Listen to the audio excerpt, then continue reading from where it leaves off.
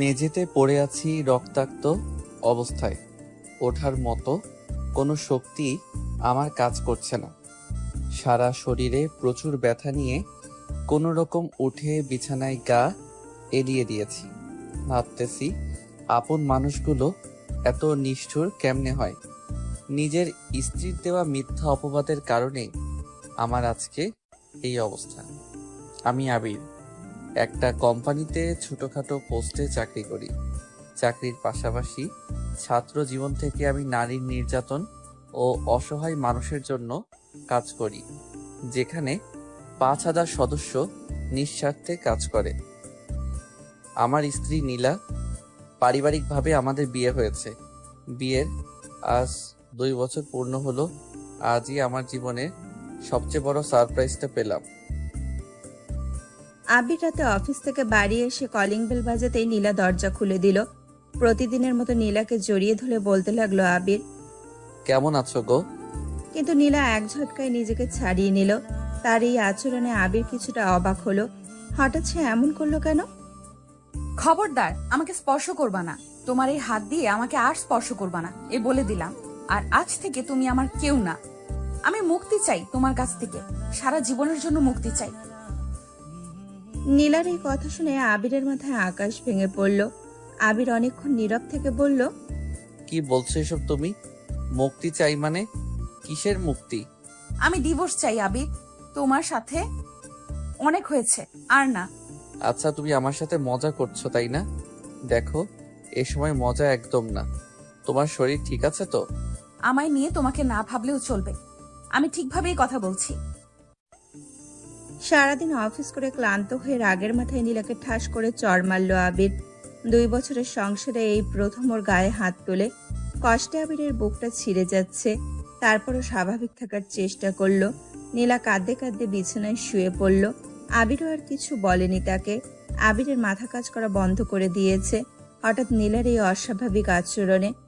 ক্লান্ত শরীর নিয়ে বিছানায় গা এলিয়ে দিল আবির। রাতে অনেকবার নীলাকে ডেকেছে, কি হয়েছে, কি জন্য এসব করেছে কথাগুলো জানার জন্য, কিন্তু একবারও আবিরের দিকে তাকায় নিয়ে একটা কথাও বলেনি। আবিরও পরে ঘুমের রাজ্যে হারিয়ে গেল। সকালবেলা সূর্যের আলো মুখে পড়তে ঘুম ভেঙে গেল আবিরের। ঘড়িতে তাকিয়ে দেখে 10টা 3 বাজে। আবির আশ্চর্য হয় নীলা আজ থেকে ডাকেনি কেন। মনের ভিতর ওলটপালট শুরু হয়ে গেল তার। প্রতিদিন নীলার মিষ্টি গলায় ও কোমল হাতের ছোঁয়ায় ঘুম ভাঙে আবিরের। ঘুম থেকে উঠতে দেরি হলে শুরু করে বিভিন্ন কায়দায় ঘুম ভাঙানোর। মানবিমান তো আছেই, কিন্তু আজ কি হলো নীলার? এসব ভাবতে ভাবতে ওয়াশরুম থেকে ফ্রেশ হয়ে নিচে নামতেই একটা বড় শক খায় আবির। তার শ্বশুর আর নীলার বড় ভাই সোফায় বসে আছে, পাশে নীলাও দাঁড়িয়ে আছে। আবিরকে দেখে বলা শুরু করে দিল, তোর মতো ছেলেদের কাছে বিয়ে দিয়ে আমার মেয়ের জীবনটা নষ্ট হয়ে গেছে। কি ভাবছিস তুই অপকর্ম করবি আর আমরা কিছুই জানবো না? আমি নির্বাক হয়ে দাঁড়িয়ে রইলাম। কি হচ্ছে? কি অপকর্ম করছি? আমি তো কিছুই বুঝতে পারছি না। নীলা নীরবে চোখের জল ফেলছে। এর মধ্যে নীলার বড় ভাই বলতে লাগলো, বাবা, এসব ছোট লোকদের সাথে কথা না বলে হাত পা ভেঙে দেওয়াটাই উচিত। একথা বলতে দেরি আবিরের গায়ে থাপ্পড় পড়তে দেরি হলো না। আবির তাল সামলাতে না পেরে নিচে পড়ে যায়। নীলার ভাই আবিরের কলার ধরে টেনে তুলে 4-5টা ঘুষি আবিরের মুখে বসিয়ে দেয়। এরপর সজোরে ধাক্কা দিয়ে আবির তাল সামলাতে না পেরে কাচের ডাইনিং টেবিলে পড়ে যায়। কাচের ডাইনিং টেবিল ভেঙে আবির নিচে পড়ে যায়। কাচ ভেঙে আবিরের শরীরের কিছু অংশে ঢুকে যায়। তারপরেও আবিরকে তারা ছাড়েনি। ডাইনিং টেবিলে থাকা ফল কাটার ছুরি নিয়ে আবিরের কাছে এগিয়ে আসতে নিলে নীলা বাধা দেয়। থাক ভাইয়া, যথেষ্ট শিক্ষা হয়েছে, আর না, এখন বাড়ি চলো। আমার শ্বশুর যাওয়ার আগে বলে গেলেন, নীলার জন্য আজ তুই বেঁচে গেলি।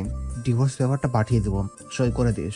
আর হ্যাঁ, ওই বাড়িতে নীলার উদ্দেশ্যে ভুলেও পা বাড়ালে তোর লাশটা টুকরো টুকরো করে সাগরে ভাসিয়ে দেবো, কথাটা মনে রাখিস। আবির শুধু নির্বাক হয়ে ওদের চলে যাওয়া দেখতে লাগলো। বিছানায় শুয়ে শুয়ে সকালের ঘটনা মনে করতে লাগলো। কখন যে ভোর হয়ে গেল বুঝতেও পারেনি। সারা শরীরে প্রচুর ব্যথা, ঠিক মতো উঠে দাঁড়াতেও পারছি না। অনেক কষ্টে উঠে আয়নার সামনে গিয়ে অবাক হয়ে গেলাম।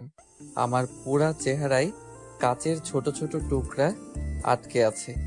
চেহারাটা আর আগের মতো নেই, ঠোঁট ফেটে গিয়েছে। পাঁচতলার উপর থেকে যে নিচে নামবো সে শক্তিটুকু আমার নেই। এত পরিমাণ মেরেছে আমাকে। নীলা একবারেও জানতে চাইনি আমি কেমন আছি, কি অবস্থা আমার। নিজের অজান্তে চোখ দিয়ে দুফোঁটা জল গড়িয়ে পড়ল আবিরের। ফোনটা হাতে নিয়ে বন্ধু সজলকে ফোন দিল আবির। আবিরের মা বাবা মারা যাওয়ার পর আবিরের একমাত্র অবলম্বনী বন্ধু সজল। ফোন রিসিভ করতেই বলল, কই আছিস তুই? কি হয়েছে তোর? কণ্ঠটা এরকম শোনা যাচ্ছে কেন? আমি একদম ঠিক। একটু আমার বাসায় আসবি? আরে, এতে আবার অনুরোধ করা লাগে নাকি? আমি এক্ষুনি আসছি। যাক, একটু স্বস্তি পেল প্রাণপ্রিয় বন্ধুর কথা শুনে। আবির আস্তে আস্তে দরজার কাছে গিয়ে একটি চেয়ার নিয়ে বসে পড়ল। কিছুক্ষণ পর বন্ধু আসলে আবিরের অবস্থা থেকে কেঁদে দিবে এমন অবস্থা তার। কি হয়েছে তোর? এই অবস্থা কিভাবে? কে করেছে? বল আমায়।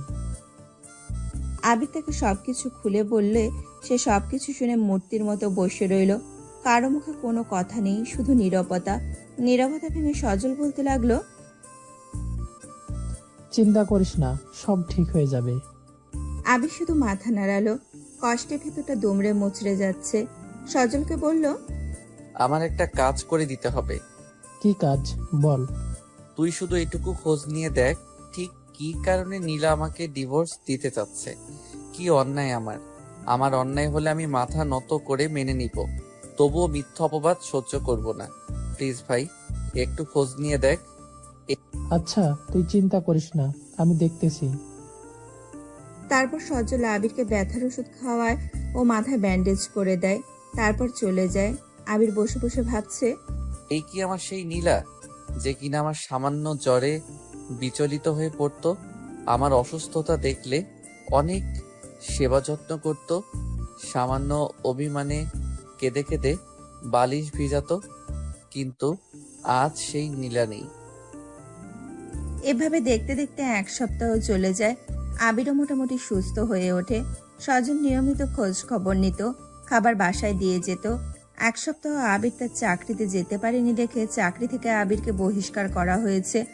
দুপুরের দিকে বসে বসে বই পড়ছে আবির। হঠাৎ দেখে বাসার মালিকের মেয়ে একটা টিফিন বক্স নিয়ে দাঁড়িয়ে আছে। আমাকে দেখে বলল, মা এই খাবারটা আপনার জন্য পাঠিয়েছে। শুনলাম ভাবি নাকি চলে গিয়েছে রাগ করে। আমি জবাবে শুধু হ্যাঁ বললাম। খাবার নিলাম হাতে, না নিলে আবার বলবে অহংকারী আমি। অনিচ্ছা সত্ত্বেও নিলাম। পরদিন সকালবেলা বের হলো আবির একটা চাকরির জন্য। পথে সজলের সাথে দেখা। ওকে চাকরির কথা বলতেই বলল, আরে, আমার অফিসে একটা পোস্ট খালি আছে, কাল থেকে জয়েন করিস, সমস্যা নেই। যদিও বেতন অনেক কম, তাও রাজি হয়ে গেলাম, কারণ আমার চলার মতো টাকা তো লাগবে। এভাবে কয়েকদিন কেটে যায়। নীলার কোনো খবর নেই, ফোনও বন্ধ। আবিরের বাসার মালিকের মেয়ে প্রায়ই খাবার নিয়ে আসে। মেয়েটাকে মানা করা সত্ত্বেও নিয়ে আসে। একদিন দুপুরবেলা মেয়েটা খাবার নিয়ে এসে আবিরের পাশে বসে পড়ে টেবিলে। আবির খাবার খাচ্ছিল, এমন সময় আবিরের শ্বশুর মশাই আসলো। খাবার টেবিলে মেয়েটাকে দেখে বলল, আমি জানতাম তোর মতো লম্পটের কারণে আমার মেয়ের জীবনে সুখ আসবে না। একটা চলে গেছে, এখন আরেকটা পেয়েছ। তুই একটা চরিত্রহীন। এই বলে একটা খাম আবিরের দিকে ছুঁড়ে মেরে বলে, যত তাড়াতাড়ি সই করবি তত তোর মঙ্গল। আবিরকে কিছু বলার সুযোগ না দিয়ে হন হন করে বেরিয়ে গেল। আবিরের সাথে থাকা মেয়েটিও অনেক লজ্জা পেল। খাবার টেবিল থেকে উঠে সোজা রুমে গিয়ে বসে পড়ে আবির। কাপা কাপা হাতে খামটি হাতে নিয়ে দেখে ডিভোর্স পেপার। আবিরের চোখ দিয়ে আশা শ্রাবণ বয়ে নামতেছে। স্বয়ং নীলা আবিরকে ডিভোর্স লেটার পাঠিয়েছে। চিৎকার করে বলতে ইচ্ছে করে আবিরের, কি দোষ ছিল তার, কি কারণে এমন করলো নীলা। আমি বাঁচতে চাই, আমি তোমার সাথে বাঁচতে চাই, আমাকে বাঁচাও। ডিভোর্স পেপারে সই না করে সোজা বাসার নিচে যেয়ে 5 প্যাকেট সিগারেট নিয়ে আসি। এই ছাইপাশ কখনো হাত দিয়ে ধরে দেখি নাই আগে, আর আজ থেকে এটা আমার নিত্য সঙ্গী। এর মধ্যে সজল ফোন দিয়ে যা বলল আবির মোটেও প্রস্তুত ছিল না। ফোনের ওপাশ থেকে সজল বলতে লাগলো, নীলা নাকি আমাকে পতিতালয়ে দেখছে। আমি নীলার সাথে প্রতারণা করেছি, তার ভালোবাসার বিশ্বাস ভেঙেছি, ইত্যাদি আরো অনেক কিছু বলল। নীলার বড় ভাইয়ের কাছ থেকে সজল খবরটা জেনে নেয়। হ্যাঁ, আমি পতিতালয় গিয়েছি, কিন্তু কেন গিয়েছি নীলা একবারের জন্য কি জানতে চাইনি। আর জেনেই বা কি করবে? এমন স্থানে স্ত্রী তার স্বামীকে দেখলে সহজে বিশ্বাস করে নিবে সে খারাপ, কিন্তু কেউ আমার মনের কথাটা জানে না। আমাকে একবারের জন্যই কথা বলার সুযোগ দেওয়া হয় নাই। মনে মনে আল্লাহকে বলতেছি, ইয়া আল্লাহ, কেন তুমি আমার সাথে এমন করলে? আমি তো তোমার হুকুমের কোনো কমতি রাখিনি। চোখ দিয়ে পানি পড়তেছে, মুছে দেওয়ার মতো কেউ নাই। আমি কেন পতিতালয় গিয়েছি এবার শুনুন। বেশ কিছুদিন আগে আমি অফিস যাওয়ার জন্য রাস্তা দিয়ে হেঁটে যাচ্ছি। এমন সময় এক বৃদ্ধ মহিলাকে দেখলাম রাস্তার পাশে বসে আছে, হাতে একটা ব্যানার, তাতে লেখা, আমার মেয়েকে বাঁচাও, অত্যাচারীর হাত থেকে রক্ষা করো, ইত্যাদি। আমি কৌতূহল বশত জিজ্ঞেস করলাম, কি হয়েছে আমাকে খুলে বলুন। মহিলা বলতে লাগলো, আমার মেয়েকে পতিতালয়ে একদল প্রতারক চক্র বিক্রি করে দিয়েছে 5 বছর আগে। কত জায়গায় গিয়েছি বিচারের জন্য, কিন্তু বিচার পাইনি। তাই আমি আজ বাবার পথে পথে এই ব্যানার নিয়ে ঘুরি। নিজের অজান্তে চোখের কোণে পানি এসে গেল। তারপর ওনার কাছ থেকে মেয়েটির ছবি নিয়ে পতিতালয়ের ঠিকানায় চলে গেলাম। আমার দ্বারা যদি কোনো মা তার সন্তানকে ফিরে পায়, এর চেয়েও বড় কি আর হতে পারে? এসব ভাবতে ভাবতে পতিতালয়ে এসে ওইখানকার ম্যানেজারকে ছবি দেখিয়ে বললাম, এই মেয়েটি কি এখানে আছে? ম্যানেজার বলল, আছে। আমি এই মেয়েটিকে মুক্ত করে দিতে চাই। কত টাকা লাগবে মুক্তিপণ হিসেবে? ম্যানেজার জবাব দিল, 25,000 টাকা লাগবে। ওই মুহূর্তে আমার এত টাকা ছিল না, তাই বলে আসলাম কালকে আসবো। এই কথা বলে ওইখান থেকে চলে আসলাম। পরদিন টাকা নিয়ে আবার গেলাম, কিন্তু ম্যানেজার বলল আজকে হবে না, কিছুদিন পর আসেন। কি আর করার, কিছুদিন পর গিয়ে মেয়েটিকে মুক্ত করে তার অসহায় মায়ের কাছে ফিরিয়ে দিলাম। তিনি আমাকে দোয়া করলেন, তোমার বউ সন্তান যেন সবসময় ভালো থাকে, পরিবারে যেন শান্তিতে থাকে। আমি ওনার কাছ থেকে বিদায় নিয়ে চলে আসলাম, কিন্তু কে জানে ওই বৃদ্ধার দোয়া অভিশাপে পরিণত হবে। হয়তো নীলা আমার পিছু নিয়ে আমাকে ওই স্থানে দেখে ফেলে, যার করুণ পরিস্থিতির শিকার আজ আমি নিজেই। কিন্তু নীলাকে একেবারে জন্য জানতে চাওয়ার প্রয়োজন মনে করেনি। বাহ, কি সুন্দর নিয়তির খেলা! একজনকে মুক্তি দিয়ে এসে দেখি আরেকজন আমার কাছ থেকে মুক্তি নিয়ে নিছে। অনেকগুলো কষ্ট মনের ভিতর চাপা দিয়ে নিজেকে শক্ত করে নেয় আবির। পরদিন সকালে অফিসে যেয়ে দেখে সজল মন খারাপ করে বসে আছে। আবির জিজ্ঞেস করলো কি হয়েছে ওর। এরপর যা বললো আবির আর দাঁড়িয়ে থাকতে পারলো না, ঠাস করে বসে পড়ল। নীলা নাকি সামনের সপ্তাহে বিয়ে, ছেলে আমেরিকা থাকে। আবিরের মনে হচ্ছে অক্সিজেন নেওয়া বন্ধ হয়ে গেছে। সেদিন সজলকে জড়িয়ে ধরে কতক্ষণ কেঁদেছে তার কোনো ঠিক নেই। সন্ধ্যায় ক্লান্ত শরীর নিয়ে বাসায় আসে আবির। ঘরে যেয়ে দেখে দরজা খোলা। আশ্চর্য, আমি তালা মেরে গেছি। তখন মনে পড়লো নীলার কাছে আরেকটা চাবি আছে, কিন্তু নীলা এখানে আসবে না কিছুতেই ভাবতে পারছি না। রুমে যে বড় একটা ধাক্কা খেলাম। নীলার একটা জিনিসপত্র নেই, ওর জামা কাপড় কিছুই নেই, ওর কোনো চিহ্নই আর এই ঘরে নেই। তার মানে নীলা এসেছিল, এসে ওর সবকিছু নিয়ে গেছে। এক বুক হতাশা নিয়ে ছাদে বসে আছে আবির, আর ভাবছে এইভাবে কিভাবে বেঁচে থাকবে আবির। একটা পুরুষ কখন কাঁদে যখন তার কষ্টের সীমা পার হয়ে যায়। সারা রাত ছাদে কাটিয়ে দেয় আবির। ভোরবেলা ঘরে যেয়ে দেখে আজকেও আবারও মালিকের মেয়ে নাস্তা নিয়ে আসছে। কিছু বলল আবির না, রুম থেকে বের হয়ে নিচে যেতেই পেছন থেকে বলল, খাবেন না? আপনার চেহারা তো অনেক খারাপ হয়ে গিয়েছে। কে তুমি, আর কেনই বা আমার জন্য এত চিন্তা করো? বারে, একই ফ্ল্যাটে থাকেন, কেউ না হলেও প্রতিবেশী তো, মানুষ তো। প্লিজ খাবারটা খেয়ে নিন। আমি শুধু বললাম আমার খিদে নাই। এই কথা বলে রাস্তায় আনমনে হাঁটতে লাগলাম। রাস্তায় আনমনে হাঁটতেছি, হঠাৎ সজলের ফোন। আবির, কই তুই? এই তো একটু বাসার বাইরে আসছি। তাড়াতাড়ি শপিং মলে চলে আয় আবির। বারে, আজ তো দেখছি তোর খুব তাড়া। আরে আয় আগে তো। ঠিক আছে আসছি বলে এই বলে শপিং মলের দিকে রওনা দিল আবির। নিশ্চয়ই বন্ধুটি তাকে ছাড়া শপিং করবে না, তাই দেরি না করে শপিং মলে চলে গেল আবির। কিরে, তোর জন্য খুব তাড়াহুড়ো করে আসলাম। বল, কি জন্য এত তাড়া তোর? আরে বাবা মা তো আমার জন্য বিয়ে ঠিক করেছে। হঠাৎ করে সামনে শুক্রবার বিয়ে। বলিস কিরে, তাহলে তো ভালোই হলো, তোর বিয়েটা একটু খেতে পারবো। বেস্ট ফ্রেন্ড বলে কথা। এই জন্যই তো তোকে ডাকা। আমার বিয়ের সব শপিং তুই নিজ হাতে করবি। তোর পছন্দই আমার পছন্দ। তাহলে তোরে শপিংটা করিয়ে দেই। যা, এমন ভাবে বলতেছিস যেন আমি বাচ্চা পোলাপাইন। আচ্ছা ঠিক আছে, চল। সজলকে বিয়ের সমস্ত শপিং করিয়ে দেয় আবির। ওর ইচ্ছে মতো সবকিছু করে আবির। ওর হবু বউয়ের জন্য আবিরের পছন্দ মতো শাড়ি কিনে দেয়। নীল রং আবির আর নীলার খুব পছন্দ, আর সেই পছন্দের শাড়ি আজ সজলের বউয়ের জন্য নেয়। শপিং শেষে সজলের জরুরি ফোন আসে। সজল ফোন রিসিভ করে শুধু জোর গলায় বলে, আপনি পেমেন্ট পেয়ে যাবেন, চিন্তা করার কোনো কারণ নেই। অনেকটা রাগী গলায় কথাগুলো বলে। এক পর্যায়ে সে শপিং মল থেকে আবিরের কাছ থেকে বিদায় নিয়ে বের হয়ে যায়। আবির বের হওয়ার সময় দেখে নীলা তার বড় বোন আর বড় ভাইয়ের সাথে শপিং মলে ঢুকছে। নীলাকে আজ প্রায় 3 মাস পরে দেখলো। মুখে চঞ্চলতার হাসি এখনো ফুটে আছে, নেই কোনো চিন্তার ছাপ, ঠিক আগের মতোই আছে। মনে হয় যেন কিছুই হয়নি। আবিরের মন আর সায় দিল না। কিভাবে নীলার সাথে কথা বলা যায় সেই উপায় খুঁজতে থাকে আবির। নীলারা শপিং করা শুরু করে দিল। আবিরও ওদের পিছু নিল। হঠাৎ নীলা ওয়াশরুমের দিকে যেতে আবির মনে মনে বলে এই সুযোগ হাতছাড়া করা যাবে না। তাই পিছু পিছু ওয়াশরুমে গিয়ে দরজা আটকে পেছন থেকে মুখ চেপে ধরল আবির। আবিরকে দেখে নীলা চিৎকার দিতে গিয়েও পারল না। নীলা অগ্নির দৃষ্টিতে আবিরের দিকে তাকিয়ে আছে। মান অভিমান সব দূরে করে আবির বলতে শুরু করলো, কেমন আছো নীলা?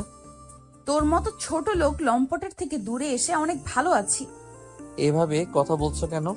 আমি কি অন্যায় করেছি যার শাস্তি তুমি আমাকে এভাবে দিতেছো? তুই কোনো অন্যায় করিসনি, সবই আমার নিয়তি। তোর মতো চরিত্রহীন বখাটে লোককে বিশ্বাস করা আমার জীবনের সবচেয়ে বড় ভুল হয়েছে। নীলা, তুমি আমাকে ভুল বুঝছো।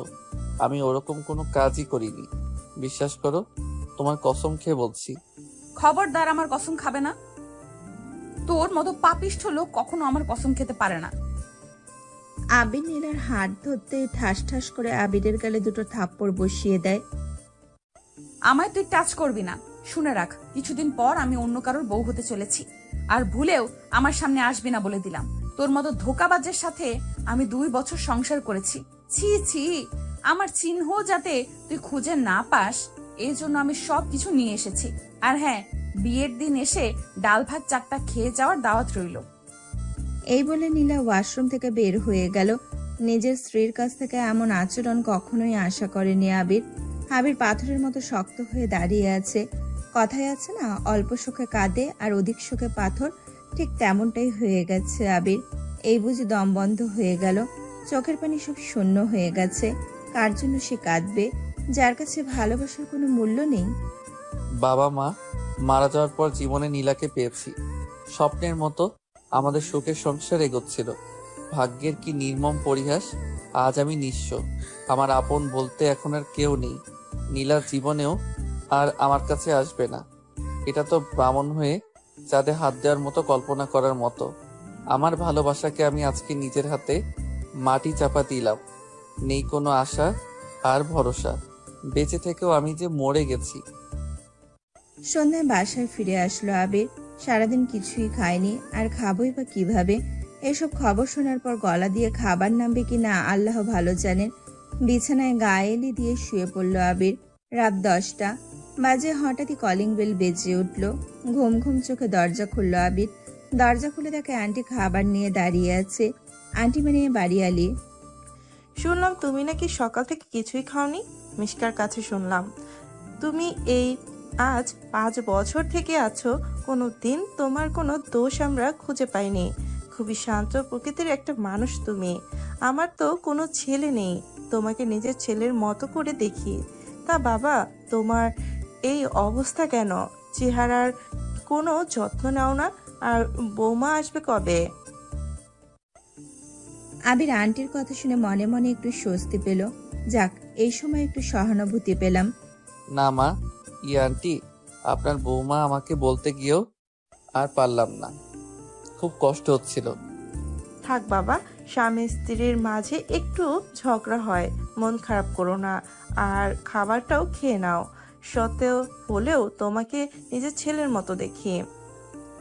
এ বলে তিনি চলে গেলেন।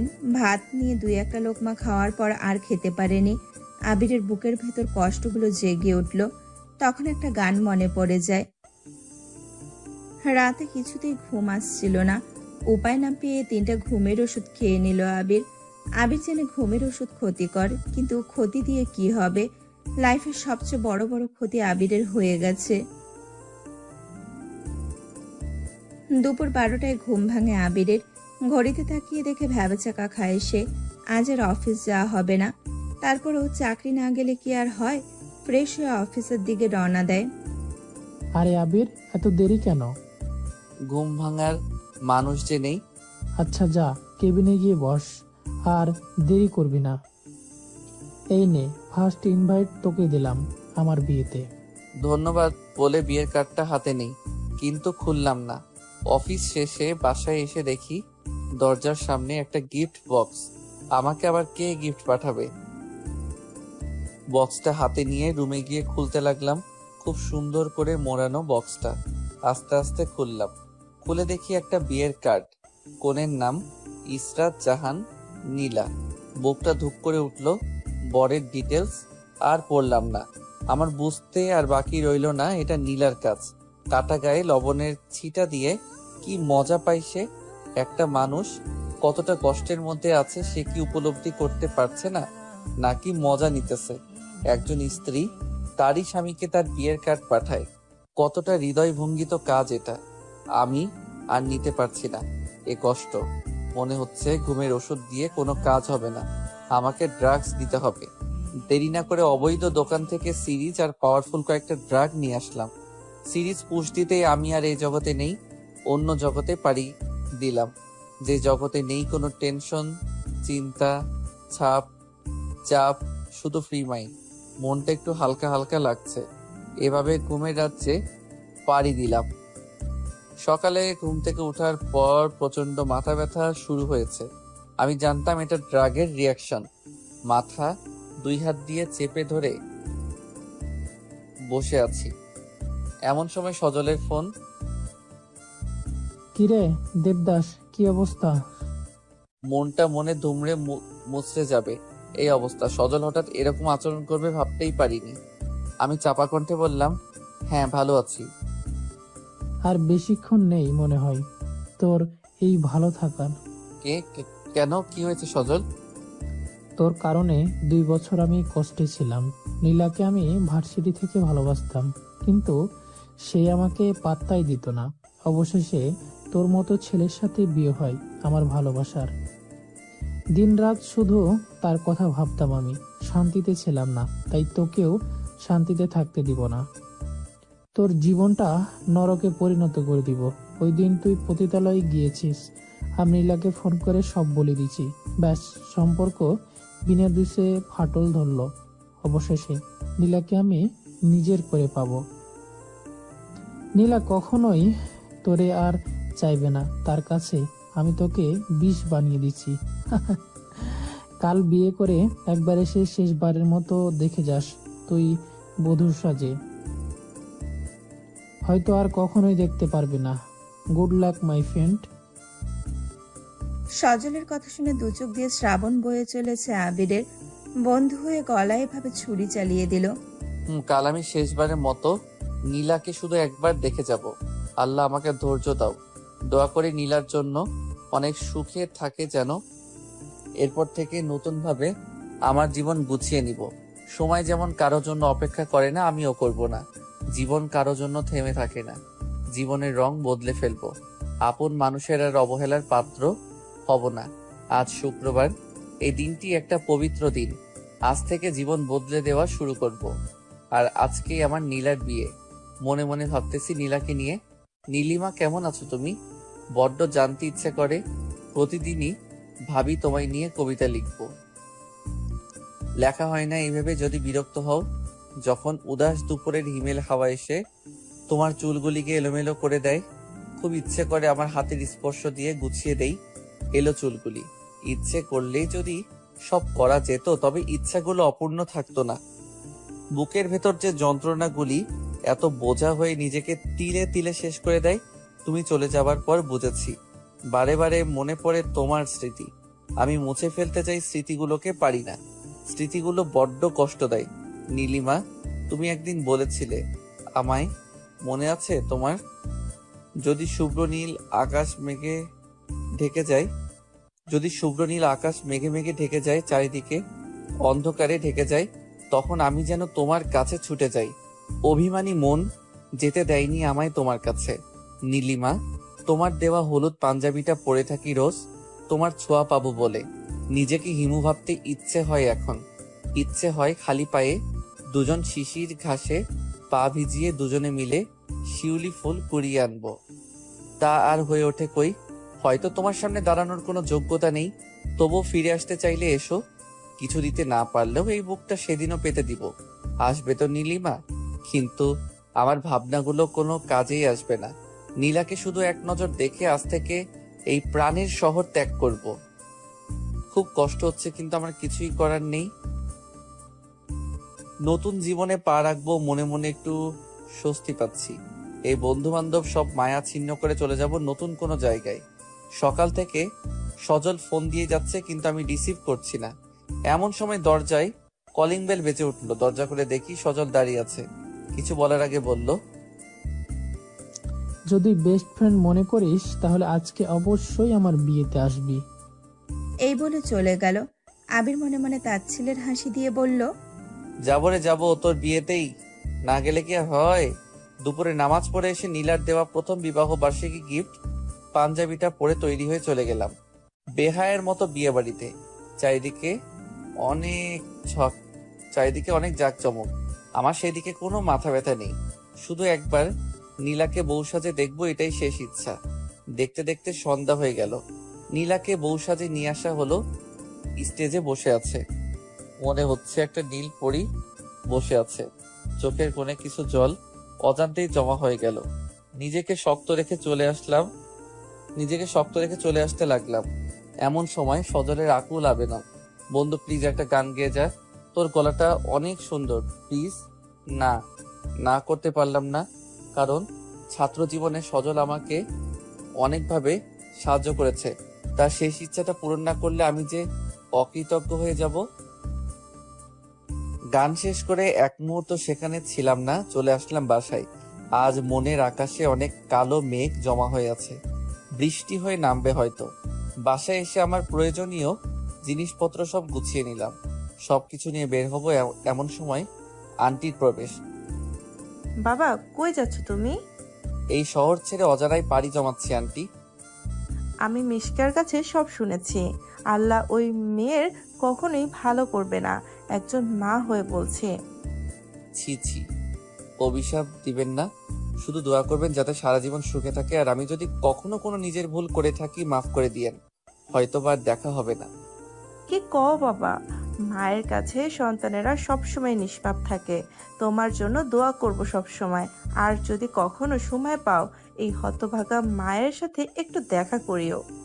এই বলে আন্টি আমাকে জড়িয়ে অনেকক্ষণ কেঁদেছে। আমিও কান্না ধরে রাখতে পারিনি।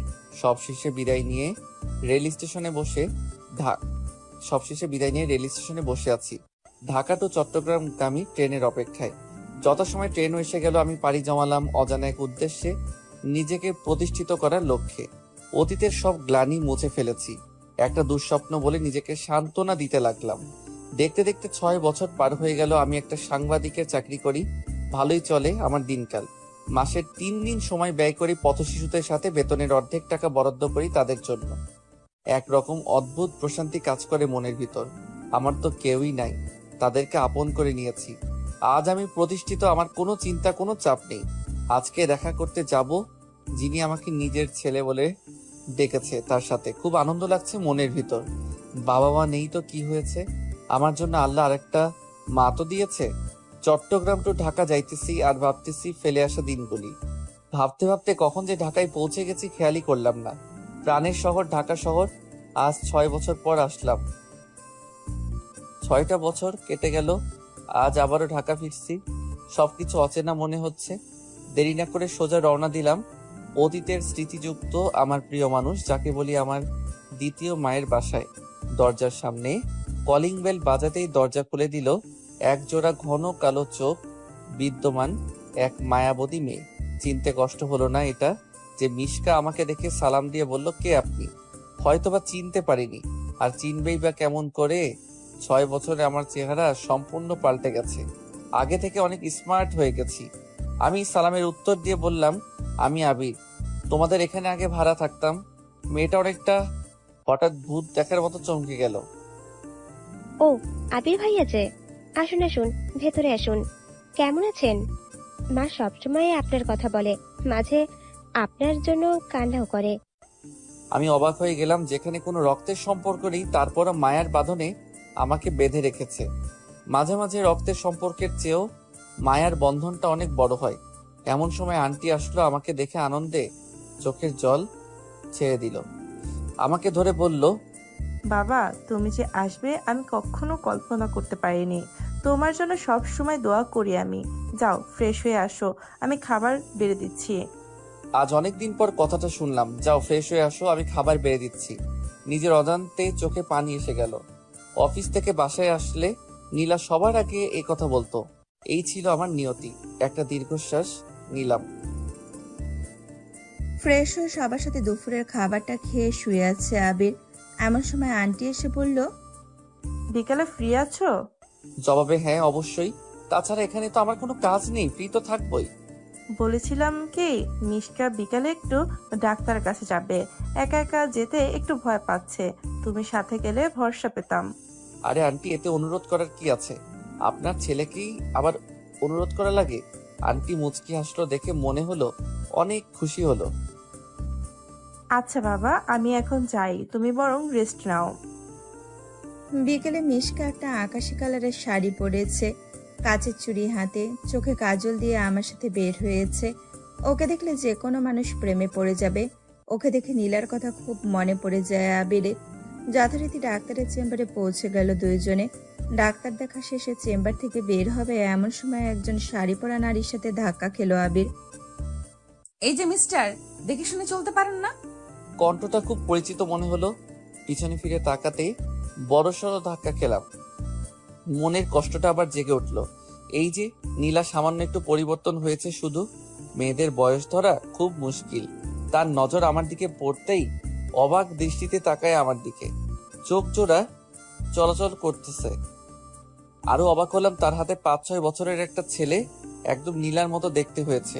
নীলার চোখ থেকে পানি পড়তেছে, আমি একদম স্পষ্ট দেখতে পাচ্ছি। এখানে বেশিক্ষণ থাকা যাবে না, তাহলে আমি যে আবার মায়ায় জড়িয়ে যাব। তাকে সরি বলে মিশকাকে নিয়ে দ্রুত চেম্বার থেকে বেরিয়ে পড়লাম। মিশকাকে নিয়ে 6+2 মোট 8 বছরের কষ্টগুলো আমার ভেসে উঠলো মনের ভিতরে। নিজেকে কিছুতেই সান্ত্বনা দিতে পারছি না। রাতে বাসায় এসে কিছু না খেয়ে শুয়ে পড়লাম। আন্টি অনেক জোর করলো, খেলাম না আমি। সকালবেলা ঘুম ভাঙতে দেখি মিশকা নাস্তা হাতে নিয়ে দাঁড়িয়ে আছে। আমাকে দেখে বলল, রাতে তো কিছুই খাননি, এখন একটু খেয়ে নিন। না করতে পারলাম না। নাস্তাকে বসে আছি, মিশকা এসে বলল, ঘুমাতে যাবেন? একটু বাইরে থেকে ঘুরে আসি, আপনার মন ভালো হবে। অনিচ্ছা সত্ত্বেও রাজি হলাম। মিশকাকে নিয়ে একটা পার্কে এলাম, ঢাকা বোটানিক্যাল পার্ক। গাছপালা সমৃদ্ধ এই পার্ক। একটু ঘোরাঘুরি করে পার্কের পাশে একটা রেস্টুরেন্টে সেখানে গিয়ে বসলাম। মিশকাও সাথে আছে। মেয়েটা খুব কম কথা বলে, স্বল্পভাষী যাকে বলা হয়। কফি অর্ডার করে খেতে লাগলাম। এমন সময় পিছন থেকে কেউ বলে উঠল, কেমন আছো আবির? পিছনে তাকাতেই দেখি নীলা। কে আপনি, আর কি চাই? আপনি করে বলছো? ধুর, আমি আপনাকে চিনি নাকি? এমন ভাবে বলছো মনে হয় যেন আমাদের কখনোই দেখা হয়নি। দেখুন, আমাকে বিরক্ত না করলে খুশি হব। তোমার বউকে তোমার সাথে খুব মানিয়েছে। এ কথা বলাতেই আমার মেজাজটাই বিগড়ে গেল। মন যাচ্ছে কষে দুটো থাপ্পড় দিয়ে বলি, তোর কারণে, শুধু তোর কারণে ভুল বোঝার জন্য আমার জীবনটা নরকে পরিণত হয়েছে, পাবলিক প্লেস। এজন্য কিছু বলি নাই। মিশকাকে নিয়ে সাথে সাথে ওই স্থান ত্যাগ করলাম। যাওয়ার সময় দেখতে পেলাম নীলার চোখগুলো ফুলে গেছে। তাতে আমার কি? আমি বা ওর কি হই? আমার কোনো যায় আসে না। ও মরুক আর বাঁচুক, আই ডোন্ট কেয়ার। কথা বলতে খুব কষ্ট হচ্ছিল, তারপরও বললাম, আমার সাথে কেন এরকম হচ্ছে? কেন পুরনো স্মৃতিগুলো আবার চোখের সামনে আসছে? আমি নতুন জীবন চেয়েছি, কেন আবার পিছুটান আমাকে আটকাচ্ছে? এসব ভাবতে ভাবতে বাড়ি চলে আসলাম। পরদিন আমি বসে বসে নিউজ আপডেট করছিলাম ল্যাপটপে। এমন সময় আন্টি আসলো। তোমাকে একটা কথা বলার ছিল। হ্যাঁ আন্টি বলেন, সমস্যা নেই। বলেছিলাম কি, বাবা একা একা নিঃসঙ্গ আর কত কাল থাকবা? নিজেও তো একটা বিয়ে করে নিতে পারো। আন্টি একাকী আমার নিত্য সঙ্গী, মনের কেউ নেই যাকে বিয়ে করব। মন ভাঙলে তো আর তো জোড়া লাগে না। তোমার কোনো আপত্তি না থাকলে একটা প্রস্তাব রাখতাম। জি বলেন আন্টি। আমি তোমাকে নিজের ছেলে হিসেবে সারা জীবন রাখতে চাই। হবে কি, আমার ছেলে মিশকাকে তোমার সাথে বিয়ে দিতে চাই। আমি পুরাই ভেবাচেকা খেয়ে যাই। তোমাকে জোর করছি না, শুধু অনুরোধ করলাম। এই বলে তিনি চলে গেলেন। আমি বড্ড দোটানায় পড়ে গেলাম। একদিকে মিশকা, অন্যদিকে নীলা। পরক্ষণে মনে হলো, নীলার তো স্বামী সংসার ছেলে সব আছে, তাহলে কেন শুধু শুধু চিন্তা করছি? শত হলেও আমার প্রথম ভালোবাসা নীলা, বলে কি থাকা যায়? নীলার কথাগুলো ভাবতেছি, স্বার্থপরের মতো আমাকে একা করে দিল বিনা দোষে। আজ আমি নিঃসঙ্গ, হয়তো এটাই নিয়তি। বিকেলে বের হয়ে গেছি, অনেক রাতে বাসায় ফিরলাম। কলিং বেল বাজাতেই মিশকা দরজা খুলে দিল। মনে হয় আমার অপেক্ষায় বসেছিল, কিন্তু আমার কোনো ফিলিংস কাজ করছে না। একটা মেয়ে আমার খুব কেয়ার নিতেছে, আমার সেদিকে কোনো মনোযোগ নেই। আমার হৃদয়ে শুধু নীলাই থাকবে। এত রাতে বাইরে কি করেন? রাতে বাইরে থাকতে নেই, ফ্রেশ হয়ে আসুন, আমি খাবার দিচ্ছি। আমি কিছুই বললাম না, চুপচাপ খাবার খেয়ে বিছানায় চলে এলাম। সকালে ঘুম থেকে উঠে ল্যাপটপ হাতে নিয়ে দেখি একটা ইমেল আসছে। সিন করতেই দেখি আমার ডিপার্টমেন্ট থেকে আমাকে চট্টগ্রাম টু ঢাকা বদলি করা হয়েছে। কি আর করার, অন্যের অধীনে কাজ করলে এই অবস্থা হবে, তাহলে পথ শিশুদের কি হবে? দূর, এত চাপ মানুষ সহ্য করে নাকি? ওদের আমার এখন দোয়াই যথেষ্ট। রেডি হয়ে অফিসে রওনা দিলাম। আবির সাহেব, আপনাকে এখন বঙ্গবন্ধু মেডিকেল কলেজ যেতে হবে একজন রোগীর ইন্টারভিউ নিতে। ওকে, যাচ্ছি। অফিস থেকে একটা বাইক দিছে, সে বাইকে করে চলে আসলাম মেডিকেলে। রোগীর ইন্টারভিউ ভালোভাবে নিলাম। এমন একটা চিৎকার শুনতে পাই পাশে নার্সকে জিজ্ঞাসা করতেই বলল, এখানে আজ 6 বছর থেকে একজন রোগী ভর্তি হয়ে আছে। তার পরিবার তাকে দেখাশোনা করছে। একটি অ্যাক্সিডেন্টে তার চলার সাথী পা কাজ করা বন্ধ করে দিয়েছে এবং তার যৌনশক্তি চিরদিনের মতো নষ্ট হয়ে গেছে। কথাটা শুনে একটু অবাক হলাম। হাসপাতাল থেকে বের হয়ে এসেছি, তখনই মনে পড়লো রোগীটাকে একটু দেখে আসি। বেচারার খুব নির্মম অবস্থা। 201 নম্বর কেবিনে যেতে একটা অনেক বড় ধাক্কা খেলাম। এটার কেউ নয়, আমারই প্রাণপ্রিয় বন্ধু সজল। তার চেহারার খুবই করুণ অবস্থা। আমার চোখে টলমল করতেছে। শত হলেও আমার বন্ধু ছিল। সে আমাকে দেখা মাত্র লজ্জায় মুখ লুকালো। আমি তার কাছে গিয়ে বসলাম, মাথায় হাত বুলিয়ে দিতেই কান্না শুরু করে দিল। বন্ধু, আমাকে ক্ষমা করে দাও। তুমি ক্ষমা না করলে স্বয়ং আল্লাহ আমাকে ক্ষমা করবে না। আমার পাপের শাস্তি আমি দুনিয়াতেই পাচ্ছি। নীলা কেমন আছে? আমি জিজ্ঞাসা করলাম। তোদের সংসার তো সুখে যাচ্ছে না। আমার দিকে সজল অসহায় দৃষ্টিতে তাকালো আর বলল, ওই দিন তুই চলে যাওয়ার পর যখন কাজী সাহেব আসলো, তখন নীলার মাথা ঘুরে পড়ে যায়। ডাক্তার এসে চেক আপ করার পর বলে নীলা মা হতে চলেছে। আমার বাবা কথাটা শোনার পর আমাকে আর বিয়ে করতে দেয়নি। পরে আমরা চলে আসার সময় ট্রাকের নিচে গাড়িতে চাপা পড়ি। এরপর আমার আজ এই অবস্থা। এই কথা বলেই সজল কাঁদতে লাগলো। তোদের সুখের সংসার ভাঙতে গিয়ে সুখ নামক বস্তু আমার জীবন থেকে জীবনের জন্য হারিয়ে গেল। সজলের কথা শুনে কান্না চেপে ধরে রাখতে পারিনি। আর ভাবতে লাগলাম, আমি তো তোকে কোনো অভিশাপ দেইনি। নামাজ পড়ে তোদের জন্য দোয়া করতাম। মনে হয় আল্লাহ অবিচার সহ্য করতে পারেনি। সজল আমার হাত ধরে বলতে লাগলো, নীলা তোকে খুব ভালোবাসে। আমার কাছে এসে নিজের ভুল ক্ষমা চেয়েছে। 6 বছর থেকে নাকি তোকে অনেক খুঁজেছে কিন্তু পাইনি। তুই প্লিজ ওকে ক্ষমা করে দে, আর ওকে কষ্ট দিস না। আমি কিছুই বললাম না, চুপচাপ ওখান থেকে চলে আসলো। রাতে বাসায় এসে ভাবতেছি নীলাকে কি ক্ষমা করব। ক্ষমা করব, তবে ওকে আমার পাওনা কষ্টগুলো ভোগ করতে হবে। মনে মনে প্ল্যান এঁটে ফেললাম। সকালে রেডি হয়ে অফিসে চলে গেলাম। ওখানে যেয়ে আমি পুরাই শক খেলাম। আমার অফিসের এক্সিকিউটিভ অফিসার যে নীলা, যেখানে বাঘের ভয় সেখানেই রাত পোহায়। আমার সহকর্মী ছিল এক মেয়ে কলিগ, তাকে পল্টিয়ে ফেলতে হবে। যেই ভাবা সেই কাজ। হাই কিউটি, কেমন আছো? ভালো। আপনি? তোমার মতো সুন্দরী কলিগ পেয়ে কে না খারাপ থাকতে চায়। কিছু বলবেন? বললাম আমিও ভালো আছি। আমি আবির চৌধুরী থেকে এখানে বদলি হয়ে এসেছি। ও ভালো তো। আর আমি অনিকা, আপনার সহকর্মী। এখন থেকে আমরা ফ্রেন্ড। ওকে, নো প্রবলেম। দুপুরে কাজ শেষে আমার ডেস্কে বসে আছি, এমন সময় একটা বাচ্চা ছেলের ভালোবাসা দেখলাম। আরে এই তো সেই ছেলে যাকে নীলার সাথে আমি দেখেছি। আমি ডাক দিতে আমার কাছে আসলো। তোমার নাম কি বাবা? আসাদ। এখানে তুমি কার কাছে এসেছো? কেন, আম্মুর সাথে। আম্মু আমাকে প্রতিদিনই এখানে নিয়ে আসে। তোমার আব্বুর নাম কি? ইশরাত জাহান নীলা। বুকটা ধুক করে উঠলো। তাহলে এটা আমার সন্তান। খুশিতে চোখে জল এসে গেল। ছেলেকে কোলে নিয়ে বুকের সাথে জড়িয়ে ধরলাম। আজ এতদিন পর একটু প্রশান্তি লাগছে। আঙ্কেল আঙ্কেল, আপনি আমাকে আদর করেন কেন?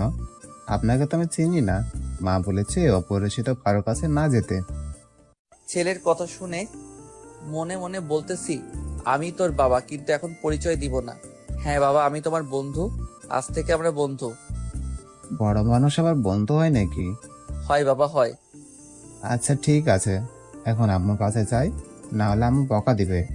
আচ্ছা যাও। মা মা, আজকে একটা লোক আমাকে খুব আদর করেছে আর বলেছে আমি নাকি তার বন্ধু। তাই বুঝি আমার সোনা বাবু? জানো মা, লোকটা খুবই ভালো আর অনেক সুন্দর। সুন্দর মানুষকে সুন্দরী বলে বাবা। মা, স্কুলে প্রতিদিন সবার বাবা আসে, তাদেরকে কত আদর করে। আমার বাবা আসে না কেন মা? ছেলের কথা শুনে নীলার বুকটা ফেটে যাচ্ছে। সে নিজের দোষে আজ সন্তানকে বাবা নামক বটগাছের ছায়া থেকে বঞ্চিত করেছে। কি হলো মা, তুমি কাঁদছো কেন মা? নীলা আর কিছু না বলে ছেলেকে বুকের সাথে জড়িয়ে ধরলো। মনে মনে বলতে লাগলো, তোর বাবা যে আর কোনো দিন আসবে না।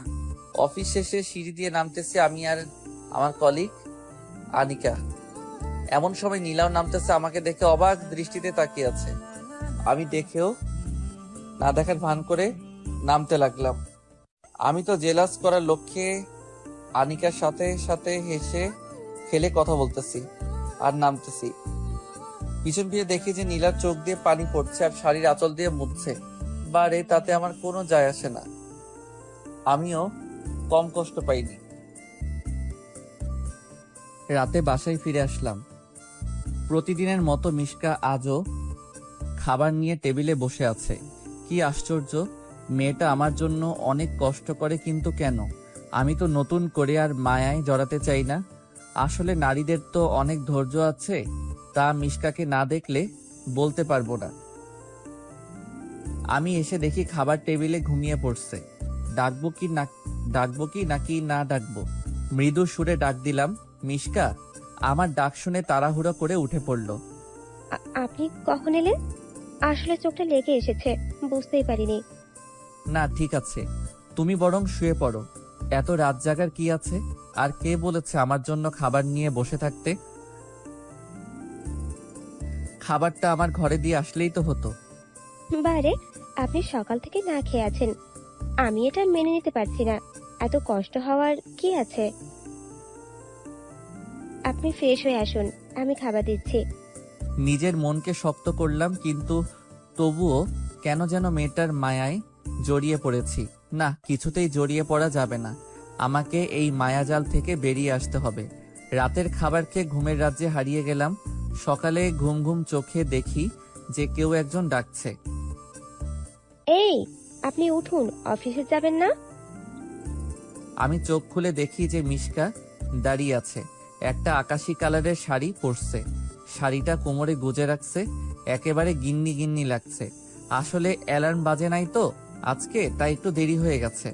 বেসরকারি চাকরি, একদিন না গেলে বসের অনেক কথা শুনতে হয়, এমনকি চাকরি থেকে বাধ্য করে দিতে পারে। তাই দেরি না করে ওয়াশরুম থেকে ফ্রেশ হয়ে নিচে এলাম। দেখি যে আন্টি আর মিশকা খাবার টেবিলে বসে আছে। আন্টির পরিবার শুধু মিশকা আর আন্টি, আর কেউ নাই। আমিও নাস্তার টেবিলে বসে পড়লাম।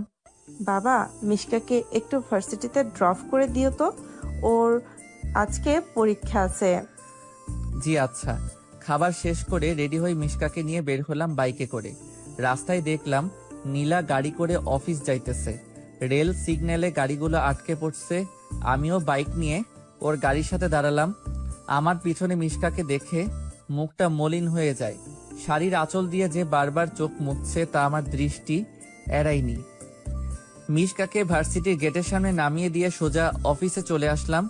অফিসে এসে দেখলাম নীলা আমার কলিগ আনিকার সাথে হেসে হেসে কথা বলা শুরু করছে। আমিও ভাবতেছি একটু ঝাল না দিলে কি আর হয়। High cutie. এ কথা শুনে নীলা পিছন ফিরে তাকায়। আমি সোজা পাশ কাটিয়ে আনিকার গা ঘেঁষে বসে পড়ি। আরে আবি যে, কেমন আছো তুমি? আমি কি আর ভালো, কত সুন্দরী কলিগ তুমি। আমার রাতে ঘুম তো একেবারে কেড়ে নিলে তুমি। আবির, তুমি এত দুষ্টু কেন? গো তাই। দুষ্টু না হলে তোমার মতো সুন্দরী কলিগ পেতাম। আমার কিচ্ছু চাই না, সারাদিন শুধু আমার পাশে বসে থাকলেই হবে। হয়েছে হয়েছে, আর পা মারা লাগবে না। এতে পাম মারার কি আছে? এই কথা বলে নীলার দিকে তাকিয়ে দেখি একেবারে তেলে বেগুনে ফুলে উঠছে। ও রাগ করলে আমার কি? রাগ সামলাতে না পেরে বলল, এটা অফিস, কোনো রোম্যান্সের জায়গা নয়। জানো, দেখো না অফিসার ম্যাডাম কি বলে। আবি, তুমিও না? এ কথা বলে নীলা চলে গেল। মা, আগামীকাল স্যারেরা বলেছে মা বাবাকে স্কুলে নিয়ে যেতে। তুমি তো প্রতিবারই বাবাকে নিয়ে যাও না। ছেলের কথা শুনে নীলা অনেকটা কষ্ট পেল। তখনই তার মনে পড়ল, আবিরের তো বউ আছে। আমার ছেলেটাকে এখন বাবার পরিচয় দিলে সে মেনে নিবে না। না না, আমার ছেলেকে আমি নিব। না না, আমার ছেলেকে আমি দিব। তার এই নিষ্পাপ মনে আমি কষ্টের দাগ লাগাতে দিব না। আমার ছেলে যদি জানতে পারে তার বাবার আরেকটা বউ আছে, খুব কষ্ট পাবে। আমি আমার ছেলেকে আঁকড়ে ধরে জীবন কাটিয়ে দিতে চাই। আবির আমাকে ক্ষমা করবে কিনা জানি না। আমার ভুলের জন্য বিধাতা প্রতিনিয়ত আমাকে কষ্ট দিতেছে। সারা জীবন আবিরের জন্য দোয়া করব, ও যাতে ভালো থাকে। যাক বাবা, এবার বুঝবো কারো মনে আঘাত দেওয়ার কষ্ট কেমন হয়। আমি আমার কাজ করে চলছি। দুপুরে লাঞ্চ টাইমে সবাই ক্যান্টিনে খাওয়ার প্রস্তুতি নিচ্ছে। আমি যে আনিকার সাথে বসলাম। আমি তো কোনো টিফিন নিয়ে যাইনি, তাই বিরিয়ানি কিনতে যাওয়ার সময় আনিকা বলতে লাগলো, থাক আর যেতে হবে না, আমার খাবারটা ভাগ করে দুইজনে খাবো। আমার বিপরীত টেবিলে নীলা বসছে, আমার দিকে বারবার আর চোখে তাকাচ্ছে। আনিকা আর আমি খাচ্ছি। হঠাৎ করে আনিকার মুখে আমি লোকমা তুলে দিলাম। নীলার চোখ এড়ায়নি। নীলা সহ্য করতে না পেরে এখান থেকে উঠে গেছে। এখন কেন চলে যাও নীলা? যখন তুমি বেনারসি শাড়ি পরে বিয়ের আসরে বসেছিলে, আমার ভিতর কি হয়েছিল একমাত্র আমি জানি। আর এতটুকু কষ্ট তোমার সহ্য হয় না? ভালোবাসা মানে হচ্ছে বিশ্বাসের একটা ব্যাপার আছে, যেটা কেউ বুঝে না। নিজের স্ত্রীকে অন্যের সাথে বিয়ের আসরে দেখলে এর মতো কষ্টকর ব্যাপার পৃথিবীতে আর একটাও নেই। কি ভাবছো আবির? আরে কিছু না। এই, তুমি আমাকে মুখে লোকমা দিলে কেন? আমি কি তোমার বউ লাগি নাকি? দূর, বউ হতে যাবে কেন? তুমি তো আমার বেস্ট ফ্রেন্ড, আর বেস্ট ফ্রেন্ডরা বউয়ের চেয়েও বেশি হয়। এ মা, তাই বুঝি? মারবো একটা নাক বরাবর। 7 দিন মেডিকেলে থাকবা, বুঝলে? তাহলে তো ভালোই হয়, সেবা যত্ন করতে পারবা। তোমার সাথে কথা বলে আমি আর পারবো না। দুপুরের খাবার শেষ করে কেবিনে বসে আছি। অফিসটা একটু ঘুরে ঘুরে দেখতে লাগলাম। নতুন এসেছি, এখনো কিছুই দেখা হয়নি। নীলার কেবিন দিয়ে যাইতেছি, এমন সময় শুনলাম নীলা কার সাথে ফোনে কথা বলছে আর কান্না করতেছে। আমার কাছে খুব খারাপ লাগলো নীলার কান্না, যে আমার একেবারে সহ্য হয় না। দেরি না করে ওখান থেকে চলে আসলাম। আগামীকাল একটু ছুটি নিতে হবে। অফিসের বসের কাছে যেয়ে একদিন ছুটি মঞ্জুর করে নিলাম। আজ আর অফিস যাব না, ভাবলাম একটু ঘুরে আসি। বাইক নিয়ে বেরিয়ে পড়লাম। কিছুক্ষণ যাওয়ার পর চোখ পড়লো একটা স্কুলের গেটে। দেখি যে আমার ছেলেটা ব্যাগ ঘাড়ে নিয়ে দাঁড়িয়ে আছে। কাছে যে জিজ্ঞেস করলাম, কি হলো বাবা, এখানে মন খারাপ করে দাঁড়িয়ে আছো কেন? জানো আঙ্কেল, আমার বাবা নেই। আজকে স্কুলে সবার বাবা মাকে ডেকেছে। আম্মু এসে শুধু স্যারের সাথে কথা বলে গেছে, তাই আমি রাগ করে এখানে দাঁড়িয়ে আছি। ছেলের কথা শুনে বুকের বাঁ পাশে চিনচিন ব্যথা শুরু হয়ে গেল। মনে মনে বলতেছি, আমি তোর বাবাই, শুধু পরিস্থিতির কারণে আজ তোর কাছ থেকে দূরে। ছেলেকে আদর করে দারোয়ানকে বলে স্কুলের গেটের ভিতরে ঢুকিয়ে দিয়ে আসলাম। মনে মনে ভাবতেছি, নীলা না হয় নিষ্ঠুর, তাই বলে আমিও নিষ্ঠুর হব? নিজের ছেলের পরিচয় আমার কাছ থেকে গোপন রাখলো। নিজের ছেলের কাছে আমি আজ পিতৃ পরিচয় গোপন রাখলাম। খুব কষ্ট হচ্ছে। মা, আজও ওই আঙ্কেলটা আমার স্কুলে আসছিল, আমাকে অনেক আদর করেছে। ওই রকম যদি আমার বাবা হতো খুব ভালো হতো না মা? আসাদ, তোমাকে না বলেছি পরিচিত কোনো লোকের কাছে না যেতে? আর কোনো আঙ্কেল আমাকে একটু কালকে দেখিয়ে দিও তো। আর কোন আঙ্কেল আমাকে একটু দেখিয়ে দিও তো। আচ্ছা ঠিক আছে মা। নীলা এখন তার বাবার বাসায় থাকে না, একটা ফ্ল্যাট নিচে সেখানে থাকে। অবশ্যই তার বাবা ভাইকে আমি খুব ভয় পাই। তারা মানুষ হিসেবে ভালো হলেও রাগের মাথায় ওরা সব করতে পারে। এমন মেন্টালিটি লোকদের এড়িয়ে চলাই শ্রেয়। পরদিন অফিসে গিয়ে কেবিনে কাজ করতেছি, এমন সময় পিয়ন এসে বলল, নীলা ম্যাডাম আপনাকে ডাকেছে। আমি দেরি না করে চলে গেলাম। মিস্টার আবির খান, আপনাকে যে নিউজ আপডেট করতে বলেছিলাম, আপনি শিরোনাম ছাড়া নিউজ দিছেন কেন? আসলে ম্যাডাম ভুলে গিয়েছিলাম একটু। রাখেন আপনার ভুলে যাওয়া। আপনার জন্য অনেক বিতর্কিত মন্তব্য শুনতে হয়েছে আমাদেরকে। আর ভুলে তো যাবেনই, সুন্দরী কলিগদের সাথে নষ্টি ফষ্টি করলেই তো সবাই ভুলেই যায়। Sorry madam. এমন সময় আসাদ এসে বলল, মা, ওই আঙ্কেলটা আমাকে খুব আদর করে, তোমাকে এনার কথাই বলছিলাম। নীলা জিজ্ঞাসা সূচক দৃষ্টিতে আমার দিকে তাকালো। আমি তার মুখে একটু খুশির ছাপ দেখতে পাচ্ছি। তারপর আবার কঠোর রূপ ধারণ করলো। তোমাকে না বাধা করেছে অপরিচিত ফালতু মানুষের কাছে না যেতে? মা, আঙ্কেল খুব ভালো, তুমি ফালতু বলছো কেন? চুপ, একদম চুপ। বেশি পাকনা হয়ে গেছো না? আর এই যে মিস্টার আবির, আপনি আমার ছেলের সাথে আর মিশবেন না, এই বলে দিলাম। মুহূর্তের মধ্যে মনটা খারাপ হয়ে গেল। ফালতু কি আমি নাকি তুমি নিজেই? নীলা, খুব বলতে ইচ্ছা করছে।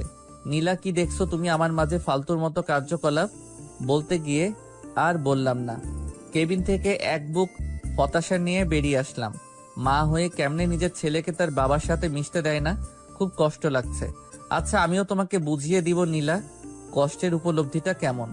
অফিস শেষে আনিকাকে বললাম, আমার সাথে ঘুরতে যাবে নাকি? আনিকাও রাজি হয়ে গেল। আমি আর আনিকা একটা পার্কে বসে আছি। আমার মন খারাপ দেখে আনিকা জিজ্ঞেস করলো, মন খারাপ কেন আবির? কই কিছু না তো, এমনি। আচ্ছা, একটা কথা বলো তো আবির। কি? নীলা ম্যাডাম কিছুদিন থেকে তোমাকে চোখে চোখে রাখছে। আমার সাথে হেসে কথা বললে প্রচুর রাগ হয়। সেদিন আমাকে জিজ্ঞাসা করলো, আবিরের সাথে তোমার কিসের এত সম্পর্ক? তোমাদের আচরণ দেখে মনে হলো স্বামী স্ত্রী। আরো অনেক কথা বলেছে। আচ্ছা, তোমার সাথে নীলা ম্যাডামের কোনো সম্পর্ক আছে নাকি? আমি দীর্ঘশ্বাস ফেলে জবাব দিলাম, থাক না ওসব কথা। আমাকে বলতেই হবে আবির, বলো। নীলা আমার স্ত্রী। কথাটা বলতে অনেকটা অবাক হয় আনিকা। ব্রু কুচকে বলে, মানে? আমি পুরো ঘটনাটা বললাম। আনিকার দিকে তাকিয়ে দেখে আনিকা কাঁদছে। আমি বললাম, কাঁদছো কেন আনিকা? তুমি তো সত্যি অনেক ধৈর্যশীল আবির। আমি নীলাকে সবকিছু বলবো, ও তোমাকে মেনে নেবে। কিচ্ছু বলতে হবে না তোমাকে, যা করার আমি করব। তারপর আনিকাকে বললাম, তুমি শুধু অফিসে আমার সাথে প্রেমের অভিনয় করবা, এতটুকু। অনেকক্ষণ নীরব থেকে আনিকা মাথা নেড়ে হ্যাঁ জবাব দিল। রাতে বাসায় ফিরে আসলাম। মিশকা আমাকে ভাত বেড়ে দিল, আমি খাচ্ছি। এমন সময় মিশকা বলল, আপনাকে একটা কথা বলি। এই প্রথম মিশকা আমাকে কিছু অনুরোধ করলো। হ্যাঁ বলো। আমাকে আপনার কেমন লাগে জীবনসঙ্গী হিসেবে? অবাক করা প্রশ্ন। এটার মানে কি মিশকা? আমি আপনাকে খুব ভালোবাসি। 6 বছর সারা দিন রাত আপনার কথা ভেবেছি। কোনোদিনও মুখ ফুটে বলতে পারিনি আপনি অনেক বড় মনের একজন মানুষ। আমাকে আপনার মনে একটু জায়গা দিতে পারবেন? মেয়েটার চোখে তাকিয়ে দেখি চোখে অনেক পানি টলমল করতেছে। সত্যিকারে ভালোবাসার বহিঃপ্রকাশ। এরকম একটা মেয়ে যার জীবনে আসবে, সত্যি সে ভাগ্যবান। আমি এখানে কি বলবো ভাষাই খুঁজে পাচ্ছি না। এখন যদি না করে দেই খুব কষ্ট পাবে। কথা ঘুরিয়ে বললাম, তোমার পরীক্ষা কেমন চলছে? ভালো করে পরীক্ষা দিচ্ছ তো? মাথা নাড়িয়ে হ্যাঁ জবাব দিল। হয়তো এমন উত্তর আশা করেনি, কিন্তু সে তো জানে না নীলা এখনো আমার অপেক্ষায় আছে। জানলে হয়তো একথা বলতো না। খাওয়া দাওয়া শেষ করে বিছানায় শুয়ে পড়লাম। কি করব কিছুই বুঝতে পারছি না। ভাবতে ভাবতে ঘুমিয়ে পড়লাম। সকালে ঘুম ভাঙলো অ্যালার্মের শব্দে, কিন্তু মিশকা আজ আর আমার ঘুম ভাঙাতে আসলো না। নাস্তার টেবিলে গিয়ে দেখি নাস্তা আগেই রেডি করা, কিন্তু কিছুদিন আগে নাস্তা মিশকা নিজের হাত দিয়ে প্লেটে তুলে দিত। মেয়েটার হঠাৎ এত পরিবর্তন কিভাবে আসলো? না, আমি এসব ভাবছি কেন? আমার তো সে কেউই নয়। তাহলে অজানা মায়াজালে বারবার আটকে পড়ছি কেন? চোখের সামনে একবারের জন্যই মিশকাকে দেখলাম না। অফিসের জন্য রেডি হচ্ছিলাম, এমন সময় মিশকা আমার রুমে আসলো, হাতে টিফিন বক্স। আপনার দুপুরের খাবার। তাকিয়ে দেখি চেহারাটা অনেকটা শুকিয়ে গেছে, চোখ দুটো অনেক ফুলে গেছে। মনে হয় সারা রাত অনেক কান্না করছে। আমি আর কিছু না বলে অফিসের উদ্দেশ্যে বেরিয়ে গেলাম। গিয়ে দেখি আনিকা আর নীলা বসে বসে কাজ করছে। হাই জানু, কেমন আছো? তুমি এখানে কেন? চলো আমার কেবিনে চলো। নীলার দিকে তাকিয়ে দেখি রাগে লাল হয়ে গেছে। মনে হচ্ছে এখনই চিবিয়ে খেয়ে ফেলবে।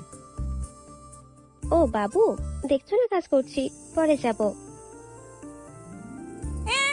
এত বড় লোকটাকে বাবু বলছে। আচ্ছা জানু, আমি এখন যাই। একটা ফ্লাইং কিস ছুড়ে মারলাম। ভালো লাগছিল না, তাই অফিসের ছাদে গেলাম। গিয়ে দেখি আমার ছেলে একটা বল নিয়ে খেলছে। আমাকে দেখা মাত্রই আমার কাছে আসলো। তোমার আম্মু বকা দিবে না আমার কাছে আসছো যে? আম্মু অনেক পচা, আমার সাথে রাগ করে। তাই বুঝি বাবা। ছেলেকে নিয়ে ছাদে দাঁড়িয়ে আছি, এমন সময় নীলা আসলো ছেলের খোঁজে। তোমাকে না বলছি এখানে না আসতে? বাবু আসলে কেন? এই বলে ছেলেকে আমার হাত থেকে নিয়ে যাওয়ার জন্য আসলো। দাঁড়াও নীলা। অনেকটা অবাক হলো আমার কথা শুনে। এই সন্তান কার? আমার স্বামীর। কেন, আপনার কি হয়েছে? তা তোমার স্বামীটাকে জানতে পারি? আপনাকে না জানলেও চলবে। অবশ্যই আপনার চরিত্রহীনকে আমার নিজের সম্পর্কে না বলাই ভালো। এ কথা শুনে নিজের রাগ কন্ট্রোল করতে পারি না, ঠাস ঠাস করে দুটো বসিয়ে দিলাম। নীলার চোখ দিয়ে পানি পড়তেছে, গাল দুটো ফুলে লাল হয়ে গেছে। এই সন্তানটা কার সত্যি করে বলো নীলা, না হয় আমার চেয়েও কেউই খারাপ হবে না। তোমাকে বলে কি লাভ? আর কি বা হও তুমি আমার? তাচ্ছিল্যের হাসি দিয়ে বললাম, ন্যূনতম লজ্জা থাকলে নিজের স্বামীকে রেখে আরেকজনের সাথে বিয়ের পিড়িতে বসতা না। আচ্ছা, তুমি আমাকে ভুল বুঝে আমার বন্ধুর কথা মতে আমাকে ডিভোর্স দিয়েছো। একবার আমার সাথে কথা বলার প্রয়োজন মনে করনি? কোনটা ঠিক কোনটা বেঠিক অবশ্যই তোমার এক পুরুষ দিয়ে হয় না, আরো লাগবে। আমাকে বললেই তো হতো। এক পুরুষ দিয়ে আমার চাহিদা মেটে না, আমি স্বেচ্ছে মুক্ত করে দিতাম তোমাকে। একথা বলার সাথে সাথে নীলা আবিরের কলার চেপে ধরলো আর বলতে লাগলো, মুখ সামলে কথা বলো আবির, আর একটাও বাজে কথা বললে খুন করে ফেলবো। আমি এক ঝটকায় নীলার হাত ছাড়িয়ে পিছন থেকে হাত দুটো মুচড়ে ধরে বললাম, সত্য কথা বললে তো গায়ে লাগবেই। আমার লাগছে খুব, ছাড়ো প্লিজ। ছাড়ার জন্য তো ধরিনি। আগে বলো, আমার কথাটা সত্য নাকি মিথ্যা? নীলা চুপ করে আছে। তাহলে আমি ধরে নিব সব সত্য। তোমার যা ইচ্ছা মনে করতে পারো, প্লিজ আমার হাত ছাড়ো, লাগছে খুব। ওয়েট, এত অস্থির হচ্ছ কেন? সবে তো শুরু। আগে বলো, এই সন্তান কার? কি হলো বলো না কেন? আরে বলছো না কেন, কি হলো বলো? নীলা শুধুই কেঁদে চলেছে। আঙ্কেল তুমি মাকে ছেড়ে দাও, মা অনেক কষ্ট পাচ্ছে। ছেলের কথা শুনে আর ধরে রাখতে পারলাম না, ছেড়ে দিলাম। নীলা ছাড়া পেয়ে ছেলেকে জড়িয়ে ধরে কাঁদতে লাগলো। শক্ত করে জড়িয়ে ধরে আছে, মনে হচ্ছে আমি ছো মেরে তার ছেলেকে নিয়ে যাব। নীলা নিজেকে জড়িয়ে ধরে শুধু কেঁদে চলছে। আমি আবারও জিজ্ঞেস করলাম, নীলা এই সন্তানটা কার? কি হলো বলছো না কেন? ও বলবে না কেন? নিশ্চয়ই কোনো আকাম কুকামের ফসল। নীলার চোখ দিয়ে শুধু পানি পড়ছে। আমি এ কথা বলে ওই স্থান ত্যাগ করলাম। অফিসে বসে নিজের কাজে মনোযোগ দিলাম। বলবো না আবির, আমি কিছুতেই আমাদের সন্তানের কথা তোমাকে বলবো না। এই সন্তান শুধুই তোমার। তোমাকে বললে আমার সন্তানকে তুমি নিয়ে যাবে। আমি মা হয়ে এটা কিছুতেই সহ্য করতে পারবো না। এই জীবনে আমার নিজের দোষে তোমার ভালোবাসা হারিয়ে আজ আমি নিঃস্ব। এই সন্তান এখন আমার একমাত্র অবলম্বন। আমি যে আমার ছেলেকে ছাড়া বাঁচবো না। মা তুমি কি ভাবছো? ওই আঙ্কেলটা তোমাকে কেন মেরেছে বলো না মা। এতটুকু বাচ্চাকে কি বলবে নীলা নিজের করা ভুলগুলো? আর এই অবুঝ বাচ্চা কি বা বুঝবে? কিছু না বাবা, এমনি। এমনি তো কেউ কাউকে মারে না মা, স্কুলের স্যারেরা পড়া না দিতে পারলে খুব মারে। তুমি নিশ্চয়ই আঙ্কেলের কাছে পড়া দিতে পারোনি, তাই তোমাকে মেরেছে। কি হয়েছে আন্টি? মিশকা আজকাল কেমন যেন মরা হয়ে থাকে, দিন দিন শুকিয়ে যাচ্ছে। আজ বিকেলবেলা হঠাৎ করে অজ্ঞান হয়ে পড়ে, এখনো জ্ঞান ফেরেনি। কথাটা শুনে বুকের ভিতর মোচড় দিয়ে উঠল আবিরের। মিশকার রুমে যেয়ে দেখে নিষ্পাপ এক মুখ নিয়ে ঘুমিয়ে আছে। দেরি না করে অ্যাম্বুলেন্স করে হাসপাতালে নিয়ে যায়। ডাক্তার অনেকক্ষণ চেক আপ করার পর আবিরকে কেবিনে ডাকলো। রুকি আপনার কি হয়? কি জবাব দিব বুঝতে পারছি না। একটু ভেবে বললাম, আমার বোন। আসলে নিয়মিত খাবার না খাওয়াতে, শরীরের অবহেলা করাতে আর অতিরিক্ত মানসিক চিন্তার কারণে তার। এ কথা বলে ডাক্তার থামলো। কি হয়েছে স্যার? আসলে কথাটা যে কিভাবে বলি, তার কিডনি দুটো পুরোপুরি ড্যামেজ হয়ে গেছে। এ কথা বলার সাথে সাথে আমার মাথায় যেন আকাশ ভেঙে পড়লো। বুকের ভিতরটা দুমড়ে মুছড়ে যাচ্ছে। আমার জন্য মেয়েটার আজ এই অবস্থা। মেয়েটার কাছে আজ আমি অপরাধী হয়ে গেলাম। এখন কি উপায় ডাক্তার? 1 সপ্তাহের মধ্যে একটা সুস্থ সবল কিডনি পরিস্থাপন না করলে মারাও যেতে পারে। নিজের চোখ দিয়ে অজান্তে পানি পড়া শুরু করে দিল। অনেকক্ষণ ভেবে ডাক্তারকে বললাম, আমি একটা কিডনি দিব।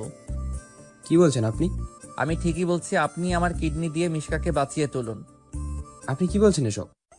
আমি ঠিকই বলছি, আমার জন্য আজ তার এই অবস্থা। তাই প্লিজ আমার কিডনিটা নিন। সত্যিই আপনি খুব বড় দিলওয়ালে ব্যক্তি। আজকাল আপনার মতো মানবাধিকারী ব্যক্তি পাওয়া খুবই দুষ্কর। এবং এক মহৎ ভাই আপনি যে কিনা নিজের বোনের জন্য কিডনি দান করতে কোনো দ্বিধাবোধ করেন না। আপনি 205 নম্বর রুমে চলে যান, সেখানে আপনার অপারেশন করা হবে। আবিরকে অপারেশন করিয়ে তার দেহ থেকে একটা কিডনি বের করে মিশকার দেহে প্রতিস্থাপন করা হয়। আজ 5 দিন হয়ে গেল আবির হাসপাতালে আছে। আজকে আবিরকে রিলিজ করে দেওয়া হবে। মিশকার কেবিনে যেয়ে দেখে এখনো জ্ঞান ফেরেনি। মাথায় আস্তে করে হাত বুলিয়ে বলল, আমায় ক্ষমা করে দিও মিশকা, আমি তোমার ভালোবাসার যোগ্য নই। একটা নার্সকে ডেকে একটা কাগজ আর কলম আনিয়ে নিলাম আর মিশকার উদ্দেশ্যে একটা চিঠি লিখলাম। প্রিয় মিশকা, শুরুতেই ক্ষমা চেয়ে নিচ্ছি। আমি তোমার উপর অনেক জুলুম করে ফেলেছি। তোমার ভালোবাসাকে আমি অবহেলা করেছি, বুঝতে পারিনি তোমার ভালোবাসা। দয়া করে আমাকে ক্ষমা করে দিও। তুমি বলেছ আমার মনটা অনেক বড়, কিন্তু বিশ্বাস করো এই বড় মনে শুধু আমার কষ্ট ছাড়া আর কিছুই নেই। তোমাকে কোনোদিন ভালোবাসতে পারিনি, তাই ভালোবাসার স্বরূপ আমার নিজের একটা কিডনি তোমার দেহে দিয়ে দিলাম। এটা ছাড়া আমি কিছুই দিতে পারিনি। যতদিন বাঁচবা আমার এই সামান্য উপহারটা তোমার সাথে থাকবে। এটা কি ভালোবাসা নয়? তোমার সামনে আসতে আমার প্রচুর সংকোচ হয়, তাই আজ থেকে তোমাদেরকে ছেড়ে চলে যাচ্ছি। আন্টিকে বলিও আমাকে যাতে ক্ষমা করে দেয়। ইতি, তোমার প্রিয় আবির ভাই। চিঠিটা নার্সকে দিয়ে আসলাম আর বলে এসেছি মিশকাকে যেন এটা দিয়ে দেয়। আজ আন্টির কাছ থেকে বিচ্ছিন্ন হয়ে গেলাম। নতুন বাসা নিয়েছি। 2 দিন রেস্ট নেওয়ার পর অফিসে গেলাম, যে দেখি নীলা আজ আসেনি। অনেকটা অবাক হলাম। অফিস শেষে বাসায় এসে শুয়ে পড়লাম। পরদিন সকালে ভাবতেছি নীলা কেন অফিসে আসেনি। না, আজ আমার ছেলেকে আমার কাছে নিয়ে আসবই। ওকে ছাড়া আমার একা একা ভালো লাগে না। আনিকাকে ফোন দিয়ে ওর কাছ থেকে নীলার বাসার ঠিকানাটা নিলাম। বাসায় গিয়ে কলিং বেল বাজাতেই আসাদ মানে আমার ছেলে দরজা খুলে দিল। আমাকে দেখে খুশিতে বলল, আঙ্কেল। এমন সময় নীলা রান্নাঘর থেকে বেরিয়ে আসলো। আমাকে দেখে অনেকটা অবাক হয়ে গেল। এখানে কেন এসেছো? আমার ছেলেকে নিয়ে যেতে এসেছি। তুমি যতই ওর কাছ থেকে আমার পরিচয় গোপন করো না কেন, কোনো লাভ নেই। কে তোমার ছেলে? খবরদার, আমার ছেলেকে ছুবে না। এটা আমারই ছেলে নীলা। না। না মানে এক্ষুনি ডিএনএ টেস্ট করব? তোমার যাই ইচ্ছে করো, আমি আমার ছেলেকে আমি কোথাও যেতে দেব না। এই বলে আসাদকে জড়িয়ে ধরল নীলা। আমি হ্যাচকে একটা টান দিয়ে আসাদকে নিয়ে আসলাম নিজের কাছে। ওকে কোলে করে নিয়ে যাইতেছি, এমন সময় নীলার চিৎকার। আমার ছেলেকে নিয়ে নিও না প্লিজ, আমার বুক খালি করো না, ফিরিয়ে দাও আমার বাবা সোনাকে। আমি কোনো কথায় কান্না দিয়ে দরজার সামনে ছেলেকে নিয়ে এগিয়ে যেতে লাগলাম। নীলা আমার পায়ে পড়ে গেল। তোমার দুটি পায়ে পড়ি, আমার ছেলেকে নিয়ে যেও না। এই বলে কাঁদতে লাগলো। আমি হাত দিয়ে ধাক্কা দিয়ে নীলাকে সরিয়ে আসাদকে নিয়ে বেরিয়ে আসলাম। আঙ্কেল আঙ্কেল, আমাকে কোথায় নিয়ে যাচ্ছ? আঙ্কেল না বলে আমাকে বাবাকে বলল, আমি তোমার বাবা। সত্যি বাবা? হ্যাঁ, আমি তোমার বাবা। ছেলেকে নিয়ে নিজের বাসায় ফিরে আসলাম। রাতে খাবার খেয়ে শুয়ে পড়লাম। বাবা বাবা, বলো। মা আমাকে ছাড়া কোনোদিনও ঘুমায়নি। আমাকে না পেলে মা মরেই যাবে। ছেলের কথা শুনে বুকের ভিতর ঘন্টা বেজে উঠল। নীলা যদি সত্যই কিছু করে ফেলে। এমনিতে যে রাগ, 7-5 না ভেবে আসাদকে নিয়ে নীলার বাসায় রওনা হলাম। বাসায় যে যা দেখলাম তা দেখার জন্য আমি মোটেও প্রস্তুত ছিলাম না। দরজা খুলে ভিতরে প্রবেশ করতে দেখি নীলা মেঝেতে পড়ে আছে। কপাল ফেটে একটু রক্ত বের হচ্ছে, হাত দিয়ে রক্ত পড়ছে। সম্ভবত শিরা কাটার চেষ্টা করেছে। দেরি না করে তাড়াতাড়ি কোলে তুলে নিয়ে বিছানায় শুয়ে দিলাম। কপালে হাত দিয়ে দেখি প্রচুর জ্বরে গা পুড়ে যাচ্ছে। সারা রাত মাথায় জলপট্টি দিলাম। নিজ হাতে বাসায় রান্না করেছি। নীলাকে নিজের হাতে খাইয়ে দিলাম। আজ 6 বছর পর নীলার এতটা কাছে আসার সুযোগ পেলাম। অন্যরকম একটা ভালোবাসার কাজ করছে মনের ভিতর, কিন্তু নীলার এখনো জ্বর কমেনি। রাতে নীলার মাথার কাছে বসে আছি, এমন সময় জ্বরের ঘরে নীলা বলে উঠল, আবির আমাকে ছেড়ে চলে যাবে না তো? আমাকে ক্ষমা করে দাও, আমি ক্ষমার অযোগ্য জানি। তুমি চুপচাপ শুয়ে থাকো তো, জ্বরের ঘরে কি যাতা বকছো। এ কথা বলে উঠে যাব এমন সময় নীলা আমার হাত ধরে এক ঝাটকায় নীলার মুখের সামনে আমার মুখ নিয়ে এলো। নীলা আমার কলার চেপে ধরে আছে। ওর নিঃশ্বাস আমার মুখের উপর পড়ছে। একদম খুব কাছে অবস্থান করছি আমি, আর বলতে লাগলো, আর কত কষ্ট দিবে আমাকে বলো আবির, বলো। তুমি যখন অন্য মেয়ের সাথে হেসে গেলে কথা বলো, আমার প্রচুর কষ্ট হয়, মনে হয় যেন মারা যায়। আমি জানি তুমি এখনো বিয়ে করো নাই, আমাকে তুমি খুব ভালোবাসো, এটাও আমি জানি। তোমার জীবনে অন্য কাউকে আপন করে নেওয়ার আগে নিজ হাতে আমাকে মেরে ফেলো। আমি এই জীবন আর রাখতে চাই না। কষ্ট তোমার থেকে আমি বেশি পাচ্ছি। তোমার জীবনে নতুন কেউ আসলে আমি সহ্য করতে পারবো না। জানি তুমি আনিকাকে বিয়ে করবে। ওই দিন যখন তুমি আনিকাকে আমার সামনে বিয়ের প্রস্তাব দিয়েছো, জানি ওই দিন আমি আত্মহত্যা করতে গিয়েছিলাম, শুধুমাত্র আমার ছেলের কথা ভেবে, আর করি নাই। এই বলে নীলা চোখের জল ফেলতে লাগলো। আমাকে শক্ত করে নিজের বুকের সাথে জড়িয়ে আছে। আমি আর ছাড়াতে পারলাম না। হয়তো জ্বরের ঘরে এসব বলতেছে। এসব ভাবতে ভাবতে কখন যে ঘুমিয়ে গেছি টেরই পেলাম না। সকালে ঘুম ভেঙে দেখি যে নীলা আগের মতো আমাকে জড়িয়ে শুয়ে পড়ছে। নীলার থেকে নিজেকে ছাড়িয়ে ওর কপালে হাত দিয়ে দেখি এখন আর জ্বর নেই। একটা স্বস্তির নিঃশ্বাস ফেললাম। নীলাকে না ডেকে ফ্রেশ হয়ে অফিসে চলে গেলাম। সন্ধ্যায় নীলার বাসায় আসলাম। নীলার কোনো কথাবার্তা নেই, চুপচাপ আমাকে খাবার বেড়ে দিচ্ছে। আমি খেয়ে দিয়ে ছেলেকে আদর করে চলে আসব, এমন সময় নীলার ডাক। আবির, জি বলো নীলা। তোমার কাছে একটা জিনিস চাইবো, দিবে? ধরে নাও আমার জীবনে এটাই শেষ ইচ্ছা।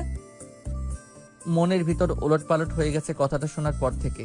চাপা কণ্ঠে জবাব দিলাম, কি জিনিস? একটা রাত, শুধু একটা রাত তোমার কাছে স্বামীর অধিকারটুকু চাই। জীবনের কিচ্ছু চাইবো না, শুধু একটা রাত চাই। কি বলছো এসব? তোমার মাথা ঠিক আছে তো? প্লিজ না করো না, আমার এই অপূর্ণ ইচ্ছেটা পূরণ করো। এই বলে নীলা আমার দিকে এগিয়ে আসলো। আমার পায়ের উপর পা দিয়ে আমাকে জড়িয়ে ধরে ঠোঁটে ঠোঁট মিশিয়ে দিল। আমিও নিজেকে আর কন্ট্রোল করতে পারলাম না। সারা রাত নীলা নিজেকে আমার কাছে বিলিয়ে দিয়েছে। আমি তাকে ভালোবাসা দিয়ে ভরিয়ে দেই। সকালবেলা ঘুম থেকে উঠে দেখি নীলা নেই। রাতের ঘটনা মনে করতেই নিজের উপর রাগ, ঘৃণা হচ্ছে। কিন্তু নীলাও নেই, আমার ছেলেটাও নেই। বাসায় তন্ন তন্ন করে খুঁজলাম, কিন্তু কোথাও নেই। গেলটা কই? আমার মনে হচ্ছে নীলাকে আমি হারিয়ে ফেলেছি। আমার নিঃশ্বাস বন্ধ হয়ে আসছে। মনে হচ্ছে দম বন্ধ হয়ে এক্ষুনি মারা যাব। অফিসে খোঁজ নিয়ে দেখি নীলা চাকরি ছেড়ে চলে গেছে। কিন্তু ও যাবেটা কই? বাবার বাসায় যাবে। আর দেরি না করে যত ভয় আছে সব কাটিয়ে রওনা দিলাম নীলার বাবার বাসায়। কিন্তু সেখানে গিয়ে বড়সড় ধাক্কা খেলাম। বাসায় তালা মারা, কেউই নেই। মনে হচ্ছে এখানে কেউই থাকে না। এক বুক হতাশা নিয়ে ফিরে আসলাম বাসায়। 1 সপ্তাহ কেটে যায়, নীলার কোনো খোঁজ খবরই নেই। আনিকাকে ফোন দিয়ে বলতেই সে বলল, শপিং মলের ঠিকানা নিয়ে চলে গেলাম সেখানে। ম্যানেজারকে জিজ্ঞাসা করলাম, গতকাল একজন মহিলা আসছিল এখানে কেনাকাটা করতে, হাতে একটা বাচ্চা ছেলেকে নিয়ে। হ্যাঁ, এসেছিল তো। মনে মনে আল্লাহর দরবারে শুকরিয়া আদায় করলাম। কিন্তু কোথায় গেছে আপনি বলতে পারবেন? দেখুন, আমাদের এখানে অনেকেই আসে যায়, আমাদের এতগুলো মনে থাকে নাকি? তাকিয়ে দেখলাম যে ক্যাম্পেইন অফার 2019। ম্যানেজারকে জিজ্ঞেস করলাম, এটা কিসের অফার? যারা 2000 টাকার উপরে কেনাকাটা করে তাদের জন্য এটা একটা লটারির আয়োজন করা হয়েছে।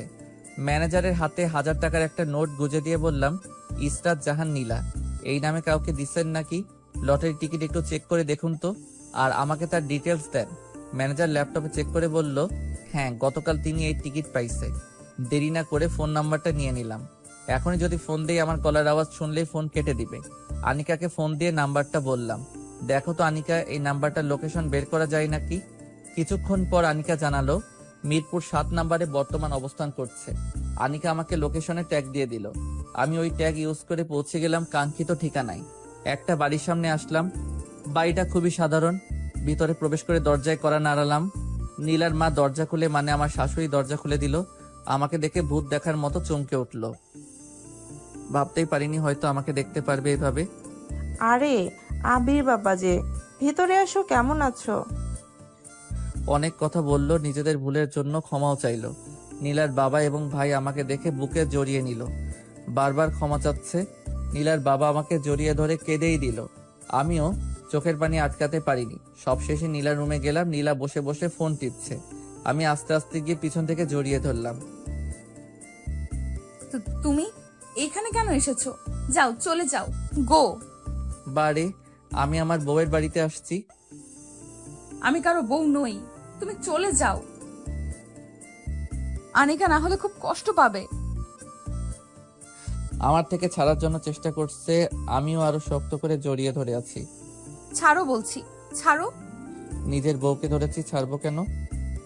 আমি তোমার কেউ নই, কেউ না আমি তোমার।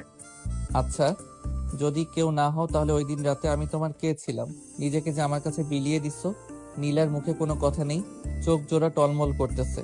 বলো নীলা, ওই দিন আমি তোমার কে ছিলাম? জানি তুমি বলতে পারবে না, কারণ সত্য সবারই মুখ দিয়ে বের হয় না। নীলা আমার দিকে অসহায় দৃষ্টিতে তাকালো। শুধুমাত্র সামান্য ভুল বোঝার কারণে আজ আমাদের এই পরিণতি, সম্পর্ক ভাঙনের পথে। কিন্তু নীলা, একবারের জন্য কি আমাকে বিশ্বাস করতে পারোনি, নাকি তোমার ব্যর্থতা? নীলা ফুপিয়ে ফুপিয়ে কাঁদছে, চোখের জল মুছে দিতে আমাকে জড়িয়ে ধরে কেঁদে চলছে। আমাকে অনেক শক্ত করে জড়িয়ে আছে, মনে হচ্ছে আমাকে কেউ ছিনিয়ে নিয়ে যাবে। আমাকে ক্ষমা করে দাও আবির, তুমি ক্ষমা না করলে আল্লাহ আমার উপর নারাজ হবে। আমি নিজের স্বামীকে অনেক কষ্ট দিয়েছি। এই বলে আবার কাঁদতে লাগলো। আমি চোখের জল মুছে দিয়ে বললাম, পাগলি, এতে ক্ষমা চাওয়ার কি আছে? তোমার আবির তোমার উপর কোনো রাগ করেনি, তোমার উপর অসন্তুষ্ট হয়নি। এমন সময় আমার ছেলেটা আসলো। বাবা, বাবা, তুমি শুধু মাকে আদর করবে, আমাকে আদর করবে না? অভিমানী সুরে বলল। ছেলেকে কোলে নিয়ে বসে আছি। নীলা আমাকে জড়িয়ে ধরে আছে, ছাড়ার কোনো নাম নিশানাও নেই। হয়তো আর ছাড়বে না, সারা জীবন এভাবে আগলে রাখবে।